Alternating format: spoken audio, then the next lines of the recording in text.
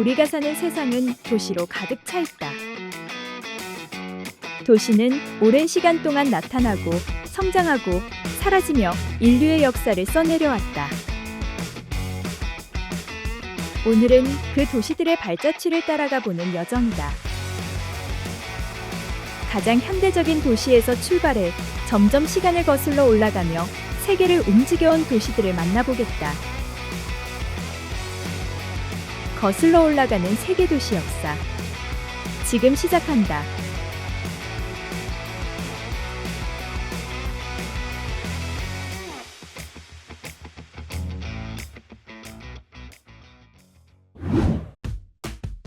이 여정의 출발점은 21세기 중동의 상징, 두바이다. 페르시아만 연안 아랍에미레이트의 북쪽 해안에 위치한 두바이. 두바이는 사막 한가운데 세워진 현대도시의 상징으로 불린다. 20세기 중반까지만 해도 이곳은 작은 어촌과 상업 항구에 불과했다. 두바이 주민들은 진주잡이와 해상 무역으로 생계를 이어갔다. 하지만 1960년대 석유가 발견되면서 두바이는 중동에서 가장 빠르게 성장하는 도시 중 하나로 변모했다. 석유로 얻은 막대한 수익은 다시 도시에 투자되었고 항만은 세계 최대 규모로 확장되었으며 공항은 국제 환승 허브로 자리 잡았다. 외국 기업을 유치하기 위한 자유무역지대가 조성되면서 국제 자본과 인력이 몰려들었다. 두바이는 초고층 빌딩과 인공섬 같은 대규모 건설 프로젝트를 통해 도시의 이미지를 세계적 관광지로 바꾸었다. 부르즈 칼리파, 함주메이라 같은 랜드마크는 도시의 야심을 상징적으로 보여준다. 오늘날 두바이는 석유에만 의존하지 않고 관광, 금융, 물류, 첨단 산업으로 경제 구조를 다변화하고 있다. 두바이의 발전 과정은 한 세대 만에 사막 위에 새로운 세계 도시를 세울 수 있음을 보여주는 대표적 사례다. 이로부터 시간을 조금 더 거슬러 올라간다. 20세기 중반부터 세계 무역의 중심으로 자리 잡은 아시아의 작은 도시 국가 싱가포르다. 싱가포르는 동서양을 연결하는 말라카 해협의 관문에 위치해 예로부터 동서양을 잇는 해상 교역의 요충지 역할을 해왔다. 19세기 초 영국이 이곳을 식민지 항구로 개발한 뒤 본격적으로 국제무역의 중심지로 성장했다. 1965년 독립 이후에도 싱가포르는 개방적 무역 정책과 안정적인 통치를 유지하며 외국인 투자와 자본을 적극 유치했다. 국토가 좁고 자원이 부족했지만 고밀도 도시계획과 철저한 인프라 확충으로 이를 극복했다. 세계적 수준의 항만과 공항, 정교한 교통망이 구축되었고 교육과 기술 개발에 집중 투자해 제조업에서 금융, IT, 바이오 산업으로 경제 구조를 고도화했다. 오늘날에는 다문화, 다언어 사회를 기반으로 인재와 자본, 아이디어가 모이는 허브가 되었다. 싱가포르는 작은 영토에도 불구하고 세계에서 가장 효율적이고 경쟁력 있는 도시 중 하나로 평가된다.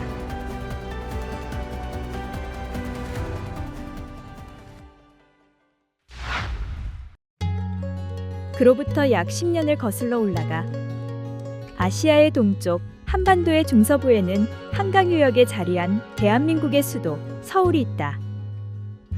삼국시대부터 전략적 요충지로 기능했고 조선시대에는 한양으로 불리며 500년간 국가의 수도였다. 20세기 중반 6.25 전쟁으로 폐허가 되었지만 전후 재건과 산업화 과정에서 급속히 성장했다. 1960에서 80년대 경제개발계획과 함께 고속도로, 한강개발, 지하철 같은 인프라가 확충되었고 대규모 산업단지와 상업지구가 조성되었다. 서울은 교육과 문화, 기술과 금융이 집중되며 국가 경제의 심장 역할을 하게 되었다. 21세기 들어서는 IT 인프라와 디지털 기술을 바탕으로 스마트 시티로 진화하고 있다. 오늘날 서울은 동아시아에서 가장 역동적인 대도시 중 하나로 문화 콘텐츠와 첨단 산업이 결합된 글로벌 메트로폴리스다.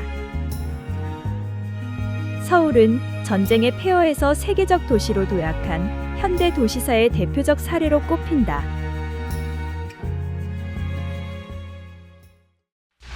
시간을 더 거슬러 20세기 초 새로운 세계의 관문이었던 뉴욕으로 향한다.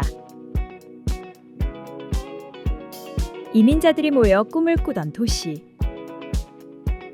현대 세계 도시의 출발점이다. 미국 북동부 허드슨강 하구에 위치한 뉴욕은 대서양을 향한 천연항만 덕분에 17세기부터 중요한 무역항으로 성장했다. 네덜란드 식민지 시절엔 뉴 암스테르담이라는 이름으로 불렸고 영국령을 거쳐 독립 후 미국의 대표 도시가 되었다.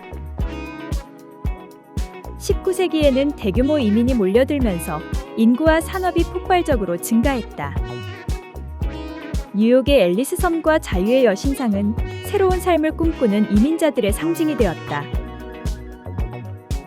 뉴욕은 금융, 무역, 제조업을 기반으로 성장했고 20세기에는 맨해튼의 초고층 빌딩과 브로드웨이, 월스트리트 금융가를 중심으로 세계 경제와 문화의 수도로 자리 잡았다.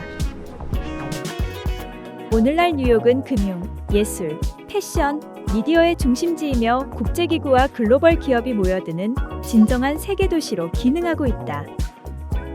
다양한 인종과 문화가 공존하는 만큼 도시가 직면한 불평등과 범죄, 주거 문제도 함께 존재하지만 뉴욕은 끊임없이 변화하며 세계의 흐름을 이끄는 도시다.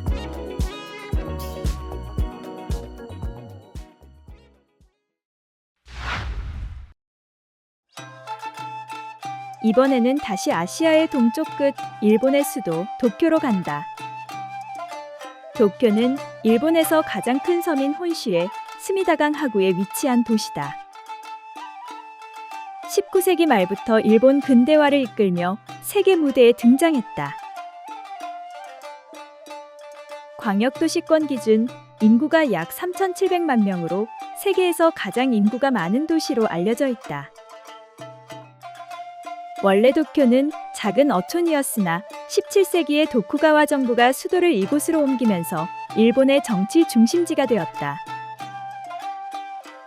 에도 시대 동안 도시는 상업과 문화의 중심으로 성장했고 근대화 이후 도쿄로 이름이 바뀌었다. 19세기 말 메이지 유신을 거치며 서구식 도시계획과 철도 산업이 도입되었고 도쿄는 일본 근대화의 상징이 되었다. 하지만 1923년 관동대 지진과 2차 세계대전 공습으로 큰 피해를 입었다. 그럼에도 불구하고 전후 재건과 고도 경제 성장기 동안 도쿄는 세계적 금융산업 도시로 도약했다.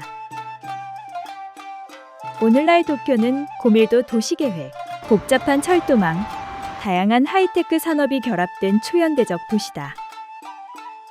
전통과 현대가 공존하는 도시 풍경, 애니메이션과 패션 같은 도쿄의 독자적 대중문화는 세계 곳곳에 영향을 미치고 있다.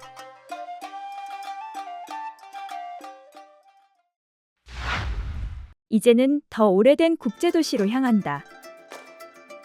19세기 개항 이후 동아시아의 상업 중심지였던 상하이다. 상하이는 중국 동부 양쯔강 하구의 황푸강 유역에 위치한다. 중국 내륙과 동중국해를 연결하는 천연항구 덕분에 예로부터 중요한 교역 거점이었다. 19세기 중반 아편전쟁 이후 체결된 난징 조약으로 상하이는 개항했고 영국, 프랑스, 미국은 상하이의 자국법으로 다스릴 수 있는 구역인 조계지를 설치했다. 상하이는 중국 안에서 가장 먼저 세계와 연결된 도시가 되었고 황푸강을 따라 서양식 건물과 은행, 상점들이 들어서며 동서양 문화가 뒤섞인 국제도시로 성장했다. 20세기 전반 상하이는 금융, 경제와 상업, 예술의 중심이었다. 1949년 중화인민공화국 성립 이후 한동안 경제활동이 위축되었으나 1990년대 이후 개혁, 개방 정책과 함께 푸동 신개발지구가 건설되면서 상하이는 다시 급속히 성장했다. 오늘날 상하이는 중국 금융의 심장 역할을 하며 세계 최대 규모의 컨테이너 항만을 운영하고 있다. 고층 빌딩이 줄지어선 푸동의 스카이라인은 중국 경제 발전의 상징으로 꼽힌다.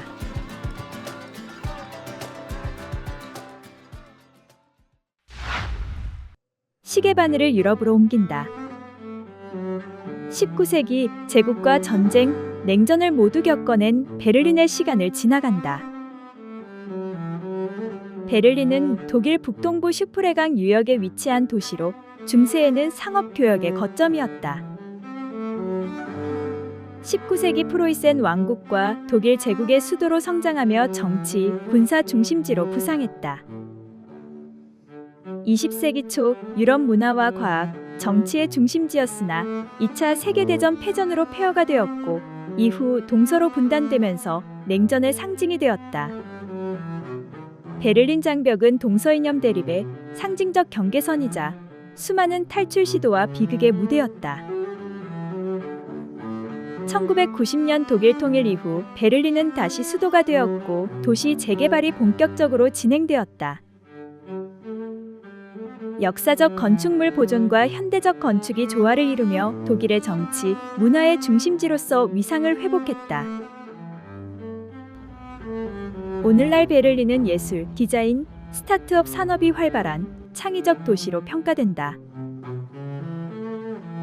베를린 장벽이 사라진 자리에는 기념물과 박물관이 들어섰고 베를린은 과거를 기억하면서 미래를 지향하는 독특한 매력을 지니게 되었다. 시간을 다시 조금 더 거슬러 간다. 고대부터 지금까지 유럽 문화의 심장 역할을 해온 파리다. 파리는 프랑스 북부 센강 유역에 자리한 도시다. 고대 로마 시대부터 도시가 형성되어 세계 도시사의 긴 흐름 속에서 늘 중심에 서 있었다. 중세에는 학문과 종교의 중심지로 발전했고 파리의 대학, 소르본 대학교가 세워지며 유럽 전역에서 학자와 학생이 모여드는 지식의 도시가 되었다. 르네상스와 계몽 시대를 거치며 파리는 유럽 사상과 문화의 실험장이자 무대였다.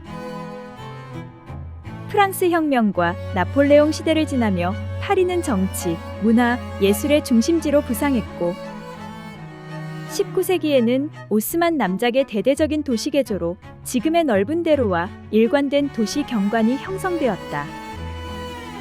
이 시기에 파리는 근대적 대도시의 모델이 되었다. 오늘날 파리는 세계 패션과 예술의 수도로 불리며 관광, 문화, 금융, 외교의 핵심 도시로 자리 잡고 있다. 에펠탑, 루브르 박물관, 노트르담 대성당, 오르세 미술관과 같은 랜드마크는 파리의 긴 역사를 보여주며 매년 수천만 명의 여행객을 불러 모은다.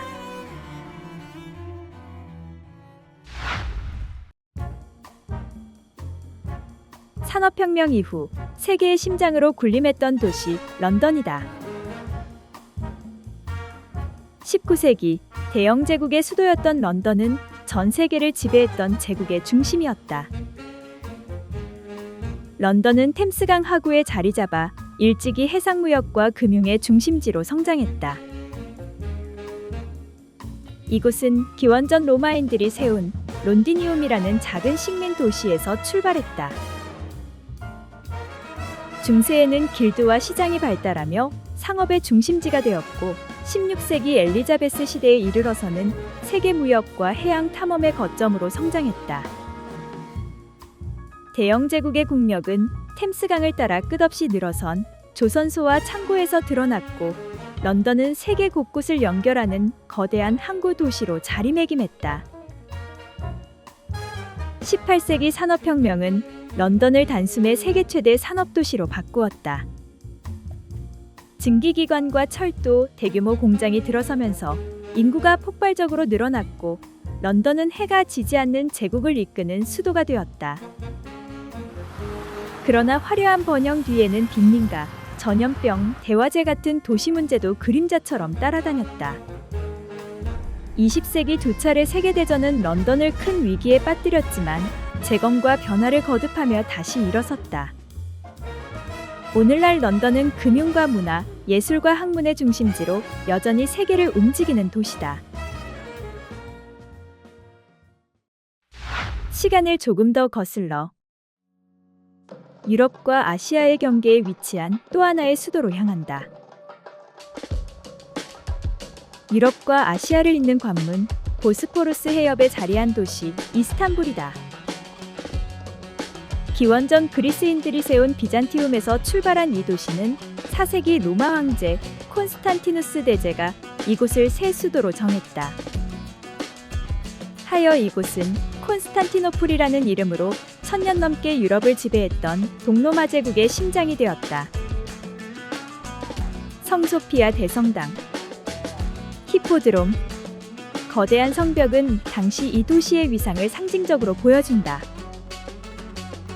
15세기 오스만 제국의 술탄 메흐메트 2세가 이곳을 정복하면서 도시는 이스탄불로 불리며 다시 태어났고 약 600년 가까이 지속된 오스만 제국의 수도로 기능했다. 술탄의 궁전 톱카프, 웅장한 블루모스크, 번성한 대 바자르는 동서양이 만나는 독특한 문화를 만들어냈다. 수백 년 동안 이스탄불은 이슬람 세계의 수도이자 유럽과 아시아를 잇는 거대한 무역과 문화의 중심이었다. 20세기 오스만 제국의 몰락으로 수도는 앙카라로 바뀌었지만 이스탄불은 여전히 튀르키의 최대의 도시이자 세계인이 찾는 역사 도시로 남아있다.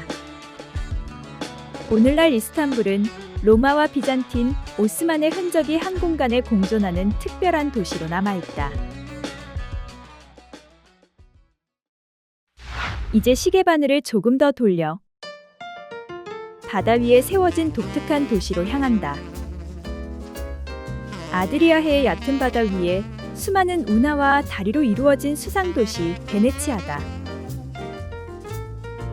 베네치아는 지중해 무역을 장악했던 베네치아 공화국의 수도로 상업과 금융, 외교의 중심이었다. 5세기 게르만족의 침입을 피해 피난민들이 바다 위에 섬으로 옮겨 정착하면서 도시가 시작되었다. 땅이 좁고 농업이 불리했던 베네치아는 바다로 나아갔고 곧 지중해 무역을 장악하며 부와 권력을 축적했다. 중세와 르네상스 시기 베네치아는 동서교역의 중심지로 번영하며 바다의 여왕이라 불렸다.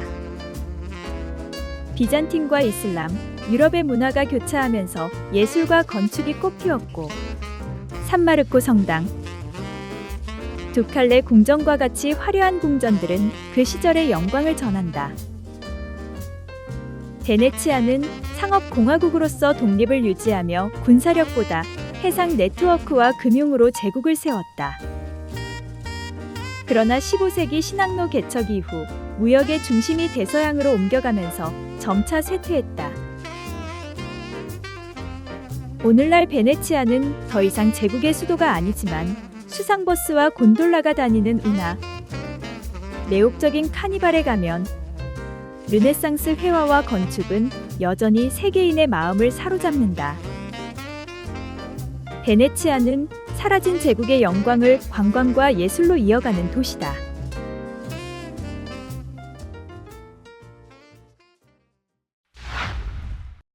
시간을 더 거슬러 이번에는 중앙아시아의 실크로드 중심 도시로 향한다.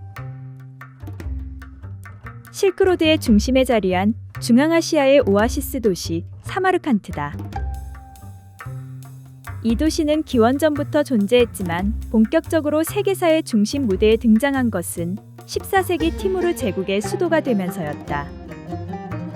정복자 티무르는 중앙아시아를 넘어 서아시아와 인도, 심지어 유럽까지 정복하며 거대한 제국을 세웠고 그 중심지로 사마르칸트를 선택했다. 티무르는 학자와 예술가, 장인을 이곳으로 불러들였다. 그 결과 사마르칸트는 학문과 건축, 예술이 꼽히는 세계적 도시로 발전했다. 레기스탄 광장을 둘러싼 울루구백 신학교와 푸른 돔의 모스크들은 당시 도시의 찬란한 문화를 보여준다. 티무르의 손자 울루그벡은 이곳에서 천문대를 세우고 별을 연구하며 학문을 진흥시켰다. 사마르칸트는 단순한 수도가 아니라 동서 교역로의 중심이자 지식과 문화가 오가는 교차로였다. 이후 여러 제국의 지배를 받으며 쇠퇴했지만 여전히 그 이름은 실크로드의 상징으로 남아있다. 오늘날 우즈베키스탄의 사마르칸트는 유네스코 세계문화유산으로 지정되어 1000년 넘는 역사를 이어가고 있다.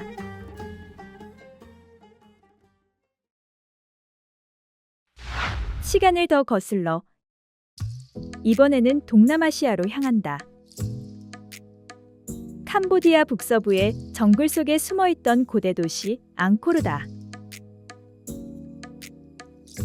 9세기부터 15세기까지 동남아시아를 지배한 크메르 제국의 수도였던 이곳은 당시 세계에서 가장 크고 찬란한 도시 가운데 하나였다. 앙코르는 종교적, 정치적 중심이었고 당시 동남아시아 문명의 절정을 상징한다. 정교한 수리시설과 광대한 도로망, 거대한 사원단지가 이곳을 지탱했고 인구는 수십만에 달했다. 앙코르의 상징은 단연 앙코르와트다. 힌두교의 3대 신 중 하나인 비슈누 신에게 봉헌된 이 거대한 사원은 정교한 부조와 웅장한 건축으로 인간의 손길로 완성된 신들의 세계라 불렸다. 크메르 제국의 왕들은 사원을 통해 권위를 드러내고 종교와 정치, 경제를 통합한 도시 문명을 만들었다. 그러나 15세기 이후 왕조가 쇠퇴하고 수도가 옮겨지면서 앙코르는 점차 잊혀졌다. 울창한 밀림에 묻혀있던 이 도시는 19세기 프랑스 탐험가들에 의해 다시 세상에 알려졌다. 오늘날 앙코르는 유네스코 세계문화유산으로 캄보디아인의 정체성과 자부심을 상징하는 유적지로 남아있다. 이제 길을 서쪽으로 옮겨 이슬람 문명의 황금기를 이끈 도시로 향한다. 티그리스강 유역에 세워진 도시 바그다드다. 바그다드는 8세기부터 13세기까지 중동과 북아프리카를 지배했던 이슬람 제국 아바스 왕조의 수도였다. 8세기 아바스 왕조의 칼리프 알만수르가 건설한 바그다드는 원형 성벽으로 둘러싸인 독특한 구조로 지어져 둥근 도시라 불리며 출발했다. 그 후 불과 몇 세기 만에 바그다드는 이슬람 문명의 심장이자 세계 최대의 도시로 성장했다. 9세기와 10세기 바그다드는 지혜의 집으로 불린 학문기관을 중심으로 전 세계의 지식과 문화를 모았다. 그리스 철학, 인도 수학, 페르시아 의학이 아랍어로 번역되며 인류 지식의 보고가 되었다. 학자, 시인, 상인들이 모여들었고 바그다드는 과학과 문학, 상업이 꽃피는 도시가 되었다. 그러나 13세기 몽골의 침략으로 바그다드는 큰 파괴를 겪으며 전성기를 잃었다. 그럼에도 불구하고 이 도시는 오랫동안 이슬람 세계의 중심지로서 기능했고 오늘날에도 이라크의 수도로서 긴 역사의 흔적을 품고 있다.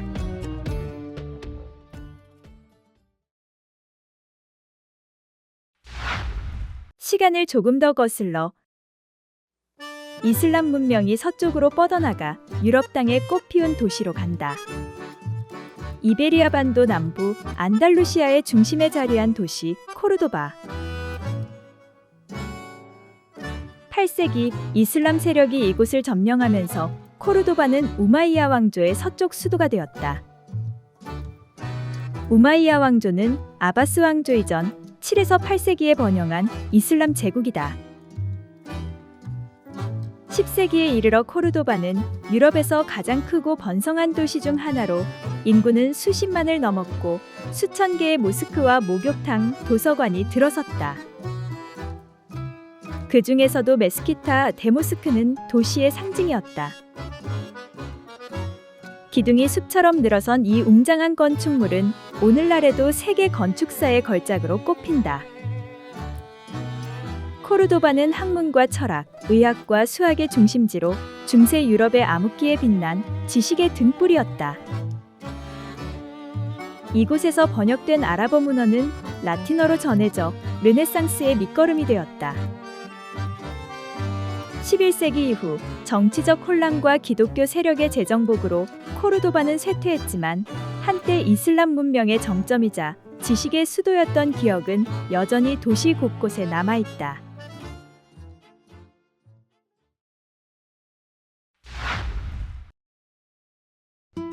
이번에는 대서양을 건너 신대륙으로 향한다. 멕시코 고원에 세워진 또 하나의 위대한 도시다. 오늘날 멕시코시티의 자리에 있었던 14에서 16세기 중앙아메리카의 문명, 아즈텍 제국의 수도 테노치티틀란이다. 14세기 초 호수 위의 섬에 세워진 이 도시는 인구 20만을 넘는 거대한 도시로 성장했다. 직선으로 뻗은 제방과 운하, 인공섬인 친한파를 이용한 농업은 놀라운 도시 문명을 만들어냈다. 도시 중심에는 태양과 전쟁의 신에게 봉헌된 거대한 피라미드, 템플로 마요르가 세워졌고 주변에는 시장과 궁전, 사원이 밀집했다.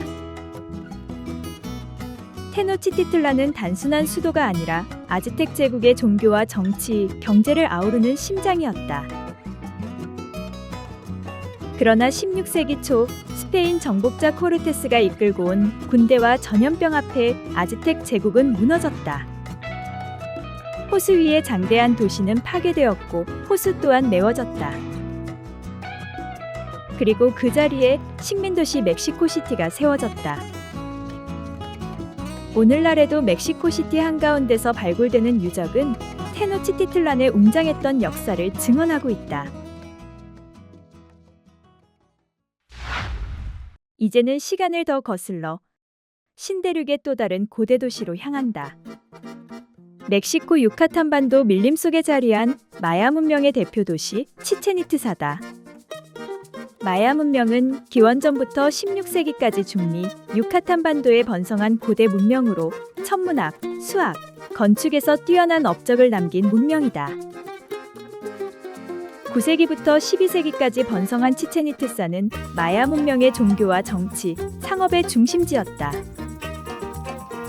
치첸이트사는 2차족의 우물가라는 뜻으로 거대한 천연 우물, 세노테를 중심으로 도시가 형성되었다.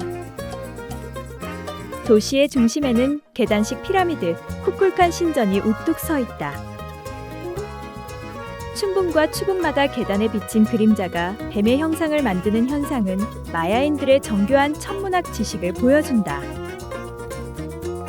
이외에도 거대한 구기장, 천문대, 전사의 사원 등이 도시의 규모와 위세를 말해준다. 치첸이트사는 마야 문명 후기에 들어와 중앙 멕시코의 톨텍 문화인 전쟁과 종교의식을 중시한 전사 집단의 영향을 받아 독특한 호남 문화를 꽃피웠다. 그러나 13세기 이후 쇠퇴하며 밀림에 묻혔고 오늘날 유적만이 그 찬란했던 역사를 전한다.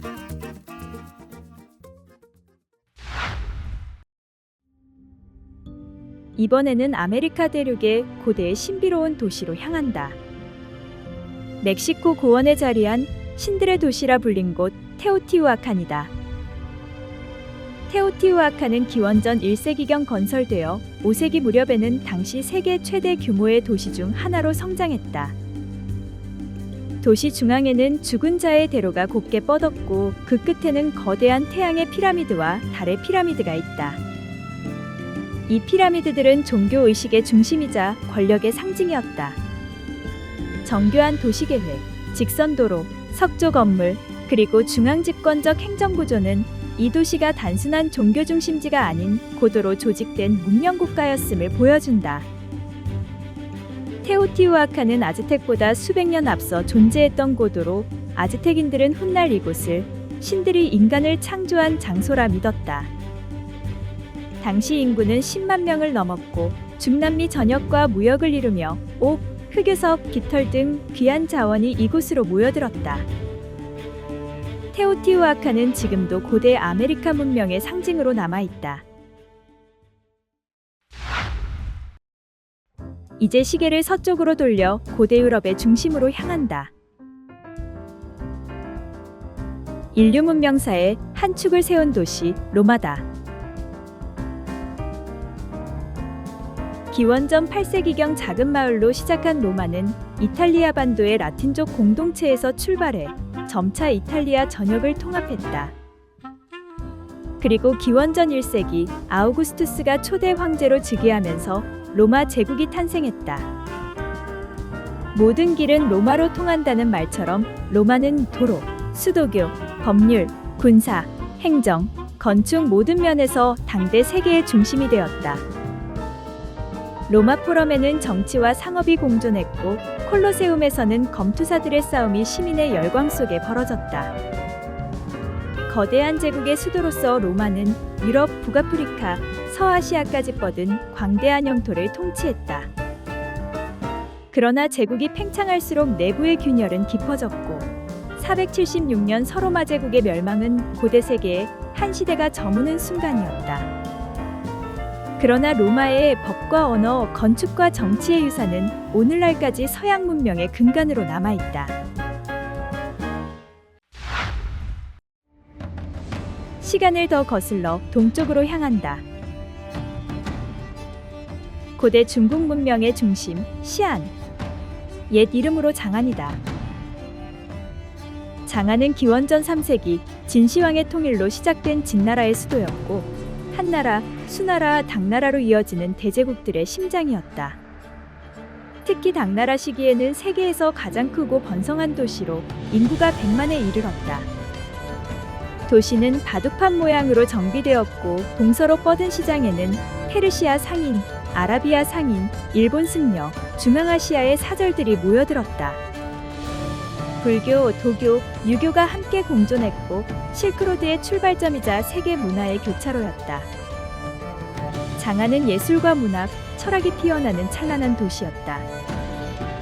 그러나 9세기 이후 내란과 전란이 이어지며 도시는 쇠락했고 화려했던 궁전과 거리들은 세월 속에 묻혔다. 오늘날 시안은 그 옛 이름 장안의 기억과 함께 중국 문명의 근본으로 남아있다. 이제 우리는 다시 서쪽으로 향한다. 고대 지중해 문명의 또 다른 중심지 알렉산드리아다. 기원전 331년 마케도니아의 왕 알렉산드로스 대왕은 이집트를 정복한 뒤 지중해 연안에 새로운 도시를 세웠다. 그 도시가 바로 알렉산드리아다. 알렉산드로스 대왕은 그리스 문화를 세계 곳곳에 전파하고자 했고 이집트에 세운 알렉산드리아는 그리스식 도시계획과 이집트 전통이 만나는 상징적인 공간이었다. 알렉산드로스 대왕이 세상을 떠난 뒤에도 그의 부하 장군이었던 톨레미가 이집트를 차지하며 톨레미 왕조를 세웠고 알렉산드리아는 약 300년 동안 톨레미 왕조의 수도로 번영했다. 이 시기에 그리스의 철학과 과학, 예술이 이집트의 종교, 문명과 융합되며 새로운 문화인 헬레니즘 문명을 꽃피웠다. 세계 최대의 도서관과 등대가 세워지고 각지의 학자들이 모여든 이곳은 고대 지식과 문화의 중심, 헬레니즘 세계의 심장으로 자리 잡았다. 유클리드의 기하학, 아르키메데스의 과학, 에라토스테네스의 지리학 같은 위대한 업적이 이 도시에서 꽃피었다. 항구에는 100m가 넘는 파로스 등대가 서 있었고 그것은 고대 세계 7대 불가사의 중 하나로 꼽혔다. 알렉산드리아는 지식과 탐구의 상징으로 오늘날까지 이름이 남아있다.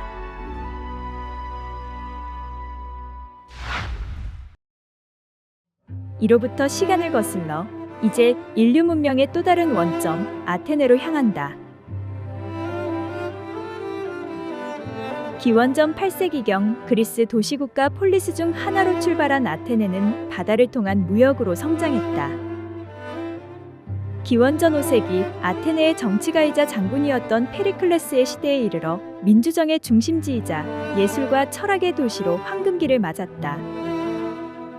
파르테논 신전이 세워졌고 소크라테스와 플라톤, 아리스토텔레스가 사유의 세계를 열었다. 아테네는 인간 중심의 철학과 이성의 탐구를 통해 서양 문명의 기초를 닦았다. 그러나 펠로폰네소스 전쟁 이후 스파르타에 패하며 힘을 잃었고 이후 마케도니아와 로마의 지배를 받게 된다. 그럼에도 아테네 정신은 사라지지 않았다. 오늘날까지 민주주의, 철학, 예술의 뿌리로 아테네는 인류 문명사의 출발점으로 남아있다.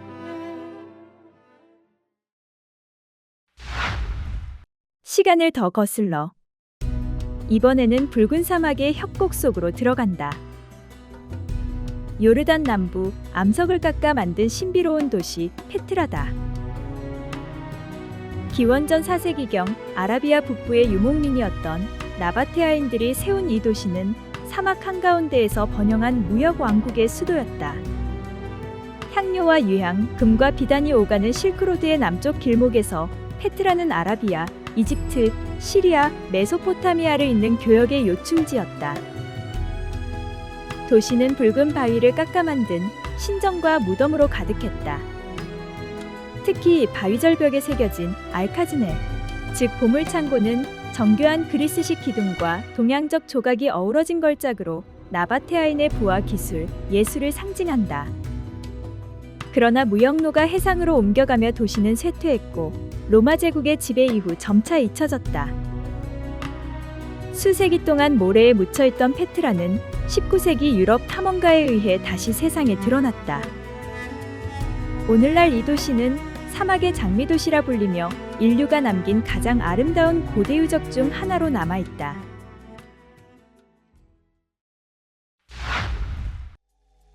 시간을 더욱 거슬러 이제 페르시아 제국의 중심으로 간다. 오늘날 이란 땅에 세워진 페르세폴리스다. 기원전 6세기경 키루스 대왕이 세운 페르시아의 아케메네스 왕조는 인류 역사상 가장 거대한 제국 중 하나였다. 그 영광의 상징이 바로 페르세폴리스였다. 페르세폴리스는 페르시아 제국의 제의 수도이자 황제의 권위를 드러내는 상징 공간이었다. 광활한 석재계단 위로 솟은 궁전단지에는 각 속국의 사절들이 조공을 바치는 부조가 새겨져 있었고 그 정교함과 장대함은 제국의 질서를 시각적으로 보여줬다. 하지만 기원전 330년 알렉산드로스 대왕이 이곳을 정복하며 도시는 불길에 휩싸였고 찬란했던 궁전은 폐허가 되었다. 지금 남아있는 거대한 석당과 기둥, 그리고 부서진 부조들은 제국이 얼마나 위대했었는지 보여주는 상징이다. 이제 시계는 더 멀리 메소포타미아 문명의 중심으로 향한다. 티그리스와 유프라테스 강이 흐르는 평야에 세워진 도시 바빌론이다. 기원전 18세기경 함무라비 왕이 통치하던 바빌론은 눈에는 눈, 이에는 이로 알려진 세계 최초의 법전, 함무라비 법전이 탄생한 도시였다. 이곳은 정치와 법, 천문학, 수학이 발달한 고대 문명의 핵심이었다. 시간이 흘러 바빌론은 다시 번영을 맞이했다. 왕 네부카드네자르 2세는 도시를 새롭게 꾸며 높고 두꺼운 성벽과 화려한 궁전, 웅장한 신전을 세웠다. 도시 한가운데에는 신을 모신 거대한 탑, 지구라트가 세워졌고 전설에 따르면 네부카드네자르 왕은 산이 많은 고향을 그리워하던 아내를 위해 푸른 나무와 꽃으로 가득한 공중정원을 만들었다고 한다. 사막 한가운데 하늘로 솟은 이 정원은 세상에서 가장 아름다운 풍경으로 전해진다. 그래서 사람들은 이곳을 바빌론의 공중정원이라 불렀고 오늘날까지도 고대 세계 7대 불가사의 중 하나로 전해진다. 그러나 기원전 6세기 페르시아 제국의 침공으로 도시의 시대는 저물었다. 지금은 흙과 돌로 쌓인 왕국의 흔적만이 남아있다. 성경 창세기 바벨탑의 신화로도 유명한 바빌론의 이름은 인류 역사에서 문명의 상징으로 영원히 기억되고 있다. 시간을 더 거슬러 이제 이집트 나일강 상류의 도시 테베로 향한다. 기원전 2000년경 이집트 제11왕조부터 신왕국 시대에 이르기까지 테베는 파라오들의 수도이자 종교의 중심이었다. 태양신 아문라의 신전인 카르나크와 룩소르 신전은 파라오의 신권과 국가의 위엄을 보여주는 거대한 건축물이었다. 나일강 서쪽에는 왕들의 계곡이 펼쳐져 있었고 투탕카멘과 람세스 같은 파라오들이 이곳에 잠들었다. 테베는 단순한 수도를 넘어 죽음 이후의 세계까지 포괄한 신성한 도시였다. 그러나 왕조가 약해지고 수도가 북쪽 멤피스로 옮겨가며 테베의 시대도 서서히 막을 내렸다. 오늘날의 룩소르는 고대 테베의 유산을 품은 채 이집트 문명의 찬란한 흔적을 전하고 있다.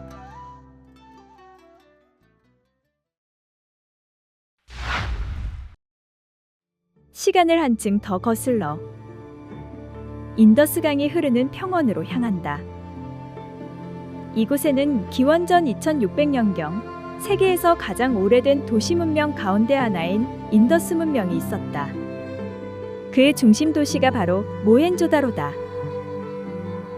모헨조다로는 놀라울 만큼 체계적으로 계획된 도시였다. 직선으로 뻗은 도로, 벽돌로 지어진 집, 정교한 하수도와 배수시설까지 고대 세계 어디에서도 볼 수 없던 도시 구조가 이곳에서 이미 구현되었다. 특히 대욕장이라 불리는 공공 목욕시설은 도시의 상징이었다. 이곳은 공동체의 생활과 신앙이 교차하는 중심지였다. 오늘날 파키스탄 평원에 남은 유적은 인류가 도시를 처음으로 설계하고 운영했던 문명의 기억을 전하고 있다. 모헨조다로는 인류 도시 문명의 원형이자 도시의 시작이라 불릴 만한 이름이다. 이제 인류의 시계를 거의 시작으로 되돌린다. 인류 최초의 도시 문명 가운데 하나, 메소포타미아 남부 유프라테스 강변의 고대 도시 우루. 기원전 4000년경 수메르인들이 세운 이 도시는 세계에서 가장 오래된 도시 문명 중 하나로 꼽힌다. 우르는 단순한 거주지가 아니라 도시국가 개념을 처음으로 세운 곳이었고 정교한 행정과 법률, 사회 구조를 갖춘 수메르 문명의 중심지였다. 기원전 2100년경 우르제 사망조 시대의 전성기를 맞이했다. 도시 한가운데 세워진 거대한 지구라트, 즉 계단식 신전은 하늘과 신을 잇는 상징이자 고대 건축의 정점이었다. 우르는 상업과 종교, 예술과 학문의 중심이었고 토기와 금속, 문자, 천문학이 발달한 인류 최초의 도시사회가 형성된 곳이었다. 또한 성경에서는 이곳이 아브라함의 고향으로 언급되어 종교적, 역사적으로도 큰 의미를 지닌 도시로 남아있다. 그러나 기원전 2000년경 홍수와 침입으로 도시는 쇠퇴했고 수천 년 동안 모래 속에 잠들었다가 20세기에야 다시 세상에 드러났다.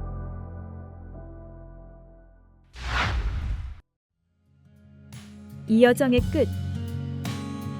마지막으로 향하는 곳은 인류 문명의 태동지로 알려진 도시 여리고다. 요르단 계곡에 자리한 이 도시는 기원전 9000년경 세계에서 가장 오래된 정착지 중 하나로 여겨진다. 이곳에서는 인류가 처음으로 농경을 시작했고 흙벽돌로 집을 짓고 돌로 성벽을 세웠다. 여리고의 성벽은 인류 최초의 도시 방어시설로 평가받는다. 수렵과 채집에서 농경으로의 전환, 유목에서 정착으로의 변화가 바로 이곳에서 일어났다. 도시는 아직 국가도 문명도 아니었지만 인류가 도시라는 개념을 처음 만들어낸 곳이었다. 여리고는 인류의 도시사가 시작된 첫 페이지이자 우리의 여정이 끝나는 출발점이다.